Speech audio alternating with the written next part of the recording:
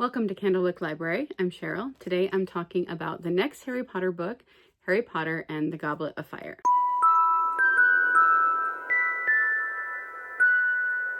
We've made it to the hinge point, to the middle of the story that connects the first half with the second half. I've talked about the fact that these books are written in a ring cycle so many times. J.K. Rowling has said, it is literally a central book. It's almost the heart of the series and it's pivotal. So why would it be pivotal? What is it about book 4 that brings together books 1 through 3 and books 5 through 7? I'm going to try to share that as we go along. We've talked a lot about alchemy. The alchemical quest is present in this book as well. It's said that in the pre-modern world that most people had an understanding of the alchemical quest. They thought of Earth as a giant womb that was the source of all life. Things that came from the earth were alive. So iron and oil were also considered to have some kind of life and spiritual component. If these elements were left in the earth long enough, they would reach their perfected state. But if they were taken out too soon, they would not be complete. Perfect didn't mean without flaws. It just meant complete. So they looked at something like iron ore as they could perfect that. And that we were like iron ore because we have yet to reach our perfected state of gold. And they also believed that whatever was done to the natural world, you were doing to your own soul. So if they could figure out how to bring Earth to its original golden state, then they would also be doing that to themselves. Because of this, smith crafting became a big deal. You'll see this in a lot of pre-modern literature. You'll see it in the Iliad and the Aeneid when making a shield, that they are referencing the god of myth as the smithing god. The goal of alchemy for most was never to make money. It was about trying to bring the metals to their perfected state and to reach that state of spiritual perfection themselves. Alchemy was not a religion or a replacement for God, but it was a presupposed spiritual belief. It was a picture of us going back to, or turning back to, trying to get back to that original Eden state, which would have been considered the golden age, which in turn would be about our journey back to God. There were 3 ways to spiritual perfection: the way of the alchemy, the way of love, and the way of knowledge. And each had a false way that mirrored it. So there is a false alchemy, the false gold. There is self-love instead of loving others, or true love, and pride, which can be something that is the mirrored negative side of knowledge. These all lead to self-deception. So the alchemist would be somebody who was trying to speed up the process of what would have happened if they'd left the metal in the earth long enough. Modern chemistry is kind of the same thing, but it's taking the spiritual element out of alchemy. They would put clay into a bowl, and with enough time, the sun would harden it. Then they used the kiln to speed up that process. The most basic image of an alchemist would be a potter. So Harry Potter is an alchemist. He is a soul to be purified. And even his name being put into the Goblet of Fire in this book is an alchemical image. I've talked about the different stages of alchemy. One was calcination, burning off the primitive base and transforming it into ash. We are purified by the fire, burn off the dross of our souls. Harry wasn't the muggle he thought he was. Number 2 was dissolution, dissolve the ashes in water. Baptism or water are symbols of this, and that matched up with book 2. We've talked about book 3 being 3, separation. The pure essence is extracted from the rest of the mixture. 4 is conjunction, combining the elements from the previous 3 stages. After the first 3 stages of purification by fire, water, and air, our disparate, different in kind elements are brought together under the earth elements. So this is the book that brings the first 3 together. Before I go any more into anything else in this book, I want to do what I normally do, which is say what I think of this book. I really enjoy this book, just like every other Harry Potter book. It is not one of my favorites, but I still really enjoyed it. I enjoyed learning more about the world. At the beginning, having the World Cup, but then also having the tournament at the school with other schools coming in. It's the first time we really get to see the bigger world of Harry Potter and all of the different countries involved and all the different schools, that Hogwarts and Scotland are not just the whole center of the universe. They're not the only ones. And I loved that. I enjoyed the different challenges. I enjoyed the new characters we met. Knowing how important this book is to the rest of the series, I enjoyed that as well. Most of the rest of this discussion will be a little bit spoilery. I always want to say that out there. If somebody's coming just for a review, it's a great book. Go read it. But I always want to go a little bit further in, and that's hard to do without spoilers. Now I'm going to talk for a minute about medieval drama. As the Roman Empire began to break up and we had the fall of Rome, the Christian church was growing. In the 5th century, drama started to fall apart as well, but it continued in pagan rituals and seasonal celebrations. The Christians had their own rituals, and they would act these out as the state, like like the Stations of the Cross, what we call miracle plays. It would be like a parade or a pageant where there would be different wagons that had different stories on them. And they would usually be telling a Bible story or a story of a saint or something like that. The priests were the ones usually doing this, but then a pope put out an edict to stop them. So then guilds started forming and starting these and doing the plays. In the modern times, we look back and we started calling the ones that would pop up at this time morality plays. These would be allegories for the soul. One of the only ones that we still have intact from this time is called The Everyman. The Everyman is about a visible soul on the journey to meet death, the journey every man is on. And you would learn lessons along the way that will prepare you to meet death. So the characters you meet along the way would be personifications, things that would people that would help you to get to where you need to go and learn the things you need to learn. So think of something like Pilgrim's Progress for this. Modern readers look at these kind of plays and books and say that they lack depth to the characters. But that was the point, actually. They wanted us to be able to see ourselves in the character because it was an everyman. Harry is a version of the everyman. We are supposed to, in many ways, we can put ourselves into Harry's footsteps as we go through this journey of all of these books. And even Petunia Dursley said, Harry is a nasty common name, if you ask me. After this came the Renaissance pageants. After the Enlightenment, people struggled to understand medieval things and removed the meaning that was in a lot of these stories. Robert Dodsley published a book and categorized them in a way that they were not categorized originally, which was the ones about saints were called miracle plays, the ones about Bible stories were called mystery plays, and the everyman stories, anything with a moral in them, was called a morality play. But the medievals would have seen them all as the same thing, and that everything was a story with a moral. The medievals called them games, which is where we get the word play from. We see this in book 4 because these games included puns, riddles, and humor. Book 4 is a game with riddles. It has the Sphinx and a character literally named Riddle. In the other units, I've mentioned that each of the challenges in the first book match up with a book, and the fourth obstacle in the first book was the chess game. So again, it was a game. And it was also the one with the first real cost because Ron was hurt. So is J.K. Rowling writing morality plays like The Everyman? Some of the things that I found in the sources that I always talk about, the House of Humane Letters class, the books that I've read, the list that shows up for this is that it starts with someone who has just escaped an encounter with death, but we and the person usually know it is just a temporary escape. 2, they are learning things along the way to help with the eventual second encounter with death.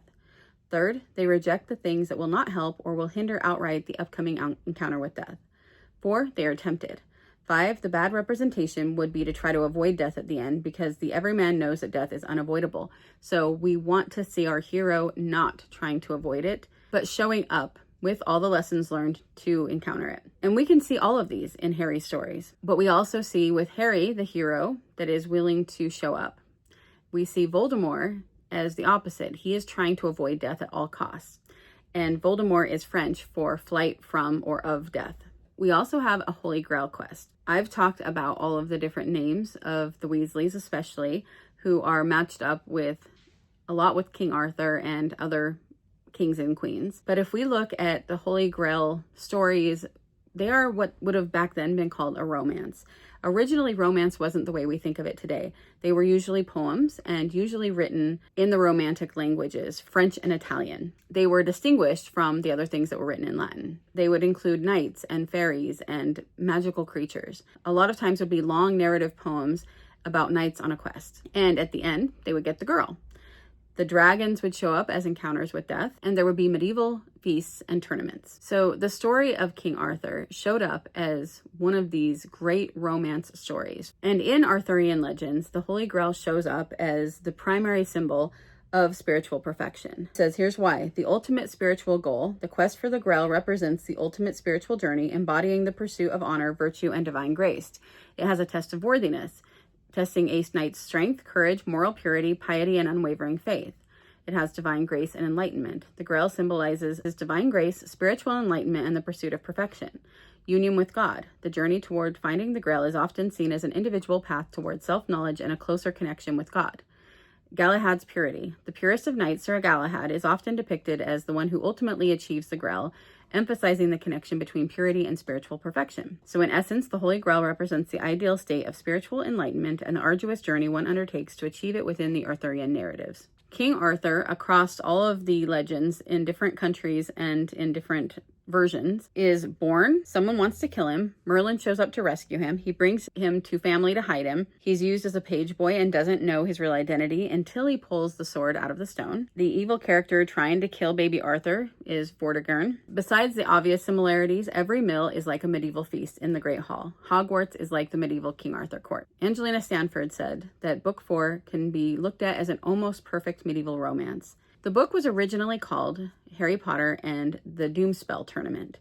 This is a quote from J.K. Rowling on why she changed the name. I changed my mind twice on what the title was. The working title had got out, Harry Potter and the Doomspell Tournament. Then I changed Doomspell to Triwizard Tournament. Then I was teetering between Goblet of Fire and Triwizard Tournament. In the end, I preferred Goblet of Fire because it's got that kind of Cup of Destiny feel about it, which is the theme of the book. So the theme of the book is Cup of Destiny. They are on a quest to win the Cup of Destiny. So then we start the story. Every other book has opened up at the Dursleys' home, but this one tells us it's going to be different right away because we don't open up in the Dursleys' home. We start at the Riddle House. When we return to Harry in the next chapter, we already understand that this book is going to be unpredictable. It is going to have high stakes, and we have no idea what other patterns are going to be broken here. Once we get to Harry and he's having the dream and his scar is hurting, that is a sign to us of what is to come as well. And we also see one of Harry's fatal flaws, which is being hesitant to share information with those he should share it with. Harry is obviously not having the best time at the Dursleys as usual, and he gets an invitation to come to the Burrow and to attend the World Cup. As we get to the Weasleys' house, we see that the twins have been coming up with the Wizard Wheezes, and Harry is just so happy to be back in this world, and I think all of us are as well. When they are leaving to go to the World Cup, we get the port key. So we are going to learn something that we will need to know later. And we also meet Cedric Diggory in this chapter. As we know, names are important to J.K. Rowling, and this is no exception. His name and fate both point to Diggory Kirke, from C.S. Lewis's The Magician's Nephew, who was tricked into touching a portkey. The name portkey comes from the French porter, to carry, and the word key in the sense of a secret or a trick. That's what J.K. Rowling said about it. When we arrive and we start to see the campground and we see all of the different witches and wizards, that is when we really start to understand how big this world is. But I think she does a really good job of, even with making the world so much bigger, she still makes it feel small for us. We're not losing track of our characters. We're not losing track of the story. At the World Cup, we also see Veelas for the first time, which again is something that's going to be important to the story very soon. Veelas are part human and appear as beautiful women with shining white gold hair and sparkling skin. But when they become angry, then their faces elongate into beaks and scaly wings burst from their shoulders. The idea of the Veela was inspired by the sirens in the Odyssey by Homer. And I've talked also in other videos about how the Quidditch match is a microcosm of the entire book. And in this book, the only Quidditch match we get is this one. We don't have the traditional Quidditch matches at school. So we have to look at this one and say, okay, is this showing us what the book is going to be like as well? So what do we get? The world is getting bigger. What is at stake is bigger than Hogwarts. We meet Victor Crumb. He will come to Hogwarts. We see Victor Crumb do the feint, which Harry will use later. The World Cup, the goblet. Crumb loses the game, but catches the snitch. He knew he couldn't win, but he was going to lose on his own terms. This parallels the ending of the story. We also learn what we've long suspected, which is that the Death Eaters are still around. There are those who still believe in the things that Voldemort stood for. In chapter 10, they learn that they're going to be having dress robes. They don't know for exactly what yet, but they have to have dress robes. And we see Ron find out that he has horrible old dress robes. This gets one of my favorite lines from Molly Weasley when she says, "Fine, go naked. And Harry, make sure you get a picture of him. Goodness knows I could do with a laugh." We start to get little bits of pieces of characters that are going to show up later. With Mad-Eye Moody, learning a little bit about him, we know that there's some confusion about him, people not knowing whether to trust him or not. And then in chapter 12, we have the welcoming feast. We get to see the Sorting Hat. We hear a new song from the Sorting Hat. We also see Mad-Eye Moody for the first time. And we find out about the Triwizard Tournament, what it is, and that it's coming to Hogwarts. As they're preparing for this tournament to start, we are getting so many parallels to our own world as well. We see the press show up. We see Rita Skeeter and how she is supposed to be reporting on this, but we also see how She spins everything she reports to what she wants, what she thinks the readers will want to read. And that's something we see every day in our own world as well. In chapter 14, we see Mad-Eye Moody teaching the kids the unforgivable curses. In John Granger's book, Looking for God in Harry Potter, he writes this about the 3 curses. Avada Kedavra, the killing curse, derives from abracadabra, which means let the thing be destroyed. The wizard who uses it supplants God as the giver and taker of life. Crucio, the Cruciatus curse, tortures its object with excruciating pain until the curse is lifted. The curse itself means literally, I crucify you. This points to the fact that cruel treatment of our fellow human beings translates to cruel treatment of God. Imperio, the imperious curse is Latin for by command, or a variant of impero, which means I give orders to you. The curse supplements the principal gift of God to man, his free will, by the will of the wizard performing the curse. Though not as damaging to the physical person as the other 2 curses, the imperious curse is the greater sin against the Holy Spirit. The reason these curses are unforgivable is not so much in the nature of the curses themselves as it is in the spiritual condition the witch or wizard must be in to perform them correctly. One of willful separation from God and the good. The righteous can say the words, but the curses will lack the power they have when they are performed by the unrestrainedly wicked. Even in righteous anger, Harry, as a vehicle of love in the world, cannot sin against the Holy Spirit in this way, as we see in the next book. When the Goblet of Fire is finally revealed, we see that it is brought inside a great wooden chest encrusted with jewels. But when it's taken out, it is a large, roughly hewn wooden cup. It would have been entirely unremarkable had it not been full to the brim with dancing blue-white flames. This reminded me of Indiana Jones and the Last Crusade. If you've seen that movie, when they're looking for the Holy Grail, what does it look like? So we start to see the kids wanting to be picked and trying to decide if they can enter before they're legally supposed to. Harry, of course, is picked without having done any of this. And this is one of the saddest things in the book, I think, is how Ron doesn't believe him at first, because you would hope that your best friend would believe you. But I think Ron is just so jealous that it blinds him. His belly tendencies help him to be blinded from the truth. This seemed like something that could just be fixed. They could just say, Harry can't compete. He's not old enough.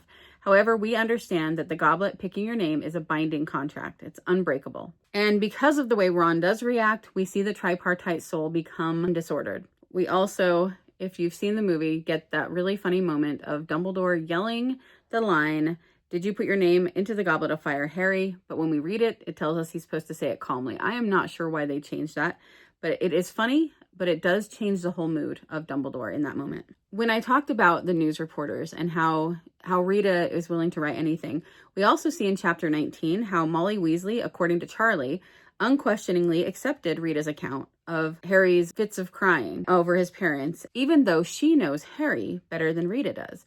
And this also shows how susceptible we are to this kind of fake news. And this would become relevant again later when Hermione is the target of one of Rita's attacks. Hagrid takes Harry to see the dragons so that he knows what he'll be facing in the next task. It's funny how Charlie tells Hagrid that he's keeping count of the eggs so that Hagrid will not be tempted. Harry realizes that Karkaroff also knows, and so Krum will know. And Madame Maxine knows, so Fleur Delacour will know. We get to see that fair side of Harry we've talked about before, that merciful part of him, because he does not think it's fair that Cedric Diggory is the only one who will not know what is coming. But will he tell him? So of course he does. When we get to the first task in chapter 20, this is the air task. All of the tasks are going to match up to one of the elements. Get past the dragon, get the egg. It was foreshadowed that Harry would get the horntail, and he does. Finally, that is enough to bring Ron to his senses.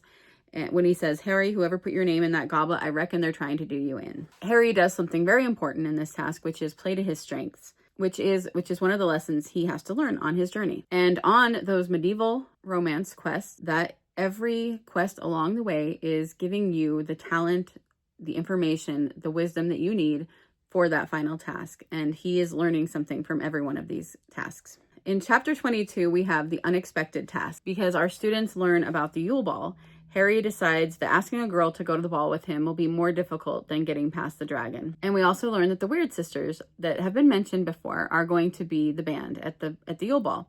They are a nod to the Weird Sisters in Shakespeare's Macbeth, who are 3 witches. In chapter 23, we have the Yule Ball, and we also get some foreshadowing for a later book when Dumbledore mentions the Room of Requirement, not by name, but by telling them how he was looking for a bathroom and found a room full of toilets. This was a good chapter for me the very first time I read this book, because it has Hermione teaching Victor how to say her name. And He says Hermione, which is exactly how I was pronouncing it in my head until that moment. Harry is, of course, ever since the first challenge, trying to figure out the mystery of the egg. And chapter 25, The Egg and I, he is going to finally figure this out. There's a lot of symbolism around an egg. In world mythology, across the board, the cosmic egg is connected to the alchemical quest. There was symbolism in the idea that the cosmic egg would crack, and that from that, the world was born. And it would be looked at as a second birth. Angelina Stanford talked a little bit about this, and she even likened it to things like Easter egg hunts, and why the Easter bunny would be bringing Easter eggs when bunnies don't lay eggs. But because the egg is an image of rebirth, then it makes sense to have it around the time of the resurrection. In chapter 26, we finally get to the second task.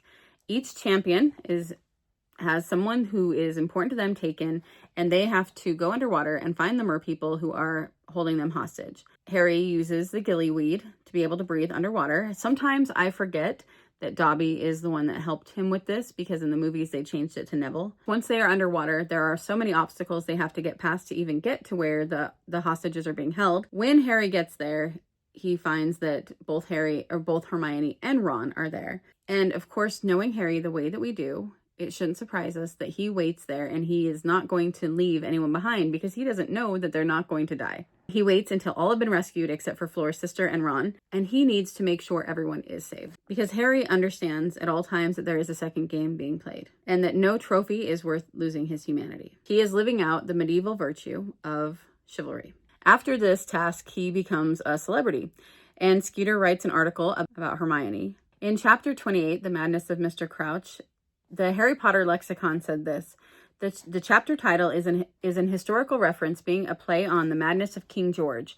It is believed that King George III of the United Kingdom suffered from porphyria, a blood disorder that can cause a variety of symptoms, including mental changes like confusion and hallucination. He was considered mad in his later years, and in particular was noted for talking to trees, as Mr. Crouch is shown doing during this chapter, even the same species of tree, an oak. So Hermione starts getting hate mail based on that article that Rita Skeeter has written to her. I'm sure this is one of the big motivations for what Hermione will do later. We get a lot of information in chapter 30 because Harry goes into the Pensieve. And when he goes there, not only do we see the trial, we see Karkaroff, we find out what happened to Neville's parents, and that they were tortured, that they're in the hospital permanently, and that they don't even recognize Neville. And then we get to the third task in chapter 31.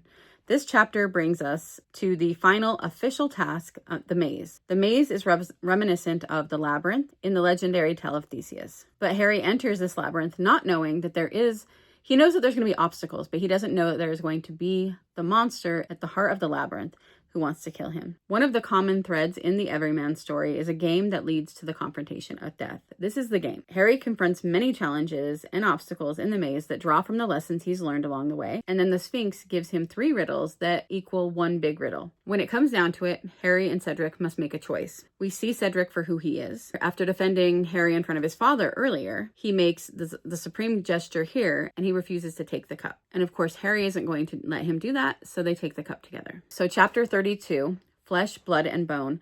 This chapter and the end of the last chapter mirror the beginning of the book. There is a portkey at the start and a portkey at the end, both taken with Cedric. Unfortunately, Cedric is killed almost immediately. Harry is in shock from what has just happened with nothing he could do about it. He is taken forcefully and forced to participate in a ritual. There is a lot of imagery in this ritual because Voldemort is reborn in what is a mirror of a black mass. A black mass is an inverted version of the sacred traditions of Christian liturgy and sacramental worship. And this brings us back to the fact that this is a Holy Grail quest. The quest for the Holy Grail is a quest for immortal life through Christ. Voldemort is on the parody quest, the opposite quest. It is a quest for immortal earthly life or immortal undeath, like a vampire. His is an upside-down resurrection. He's not being brought back to life in the good spiritual way that mirrors Christ. This is the opposite, a parody, the bad. This is the beginning of the world turning upside down, which we will talk about with the next book. Books 1, 2, and 3 all ended with an encounter with death, but book 4 is the first one where someone we care about dies. J.K. Rowling has said that this is a series about death, and here we see that for the first real time with a character that we have gotten to know. Dumbledore says, "Remember, Cedric, remember if the time should come when you have to make a choice between what is right and what is easy, remember what happened to a boy who was good and kind and brave because he strayed across the path of Lord Voldemort. Remember, Cedric Diggory." Dumbledore knows what's coming. He knows what the stakes are, and he's reminding us of what we need to be when we encounter evil. We need to be good and kind and brave. In chapter 33, we encounter the Death Eaters. Voldemort lets us know how this happened. How did he come back? Who his followers are. And even when he is able to finally touch Harry, he said, and he's explaining why he wasn't able to before, he called in older, deeper magic I forgot about. This is an obvious allusion to Narnia and the deeper magic that Aslan speaks of, which is sacrificial love. Chapter 34 is when they will battle each other, and this is Priori Incantatem. This title gives us a clue into what to expect from this chapter. The Latin Priori Incantatem means previous spell. Voldemort approaches this the way he approaches everything. He's going to avoid death. And Harry does the opposite. He thinks he's going to his death. He doesn't think he has any way out. So he's going to do it on his terms. He's going to stand and fight. And again, John Granger, in Looking for God in Harry Potter, talks about this. He said, "This steadfastness in faith, despite the darkness and perversion surrounding him, recalls his victory in the Chamber of Secrets and is the cause of Harry's consequent epiphany and theophany, the realization of truth and realization of God in his battle." Harry's one-on-one combat with Voldemort in the graveyard is a textbook illustration of how a Christian should face his or her three enemies: the world, the flesh, and the devil. Recognize and name the enemy. Recognize your helplessness to combat this spiritual foe on your own. Confess your loyalty to the good. Look for the graces of the Trinity and the Holy Spirit. And finally, work these providential graces as best you can to overcome the enemy. Harry uses Expelliarmus, which meets Voldemort's death curse. And we see their wands connect with a narrow beam of light. It is not red nor green, but bright, deep gold. Though the wands remain connected, 1,000 more beams arced high over Harry and Voldemort, crisscrossing all around them until they were enclosed in a golden dome-shaped web, a cage of light. And then an unearthly and beautiful sound filled the air. It was coming from every thread of light spun web, vibrating around Harry and Voldemort. It was a sound Harry recognized, though he had heard it only once before in his life, the Phoenix Song. From everything we've talked about, it shouldn't escape your notice that the beam of light is gold. And then he hears Fawkes' Phoenix Song. Once again, when Harry believes he's about to die, a phoenix shows up, and a phoenix is a Christ image. The spell is activated. He sees Cedric. He sees his parents, along with Bertha and Frank. They encourage Harry, and they assist him. Cedric makes a request of Harry. "Harry, take my body back, will you? Take my body back to my parents." This is inspired by Homer's The Iliad, when Hector's body is returned. When a reporter asked J.K. Rowling about this connection, she responded, "That's where it came from." That really, really, really moved me when I read that when I was 19. The idea of the desecration of a body, a very ancient idea. I was thinking of that when Harry saved Cedric's body. So Harry manages to get Cedric's body and summon the Portkey, which takes him back to the grounds of Hogwarts. So remember that connection to the Holy Grail quest, and then think about the symbolism of the cup bringing them to death, but also the cup saving them from death. Chapter 35 is Veritaserum, which also is a Latin word. Veritas is Latin for truth, so that literally means truth serum. Mad-Eye Moody takes him up to the castle, asks him to tell him what happened. So this is where we get this book's big reveal. Again, another misdirect that J.K. Rowling is so good at, and we find out that Mad-Eye Moody is not who he seems to be. Even though Harry has seen Barty Crouch Jr. on the map, it was still a surprise to us as we were reading it. At least I think it was to most of us. It was to me. When we reread this book, we can pick up on the clues that she dropped all along the way. But that first time reading, I didn't notice them. And then we end the book with The Parting of the Ways, chapter 36. Dumbledore has his normal sit down with Harry, where he explains what has happened and talks through it with Harry. And Harry has learned that the phoenix feather in his wand is from Fawkes. We also see the fact that Fudge is unwilling to believe what happened, and we are getting that first part of the upside down world where those in charge have turned against the truth tellers. So I will be back next week with the video about Harry Potter and the Order of the Phoenix, and we will be talking a lot about an upside down world.